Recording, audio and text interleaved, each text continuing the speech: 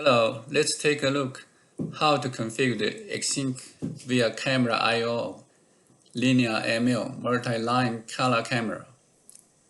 This segment shows the frame graver's parameters, and the below segment shows the camera parameters. Click the digital I/O control and select the external in trigger mode.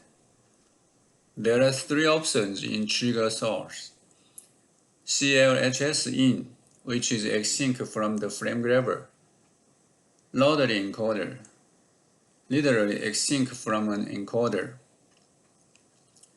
and line 1 is a GPIO Exsync channel, which accepts TTL type signals, including signals from a loader encoder.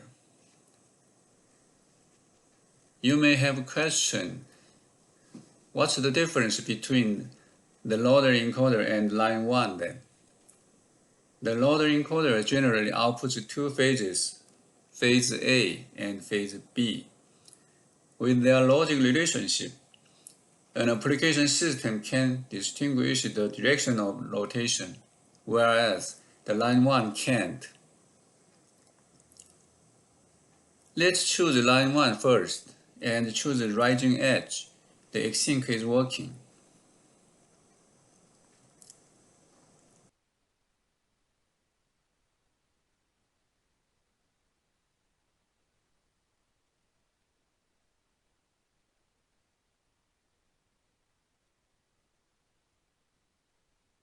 Let's select loader encoder now.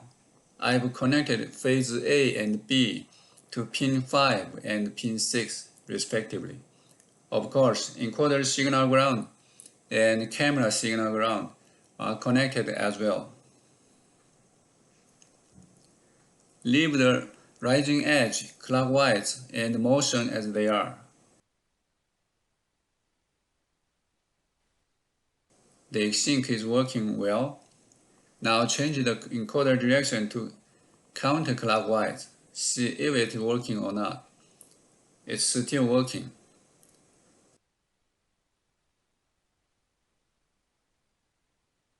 Now change the direction to clockwise and change the encoder output mode to position. It's working too.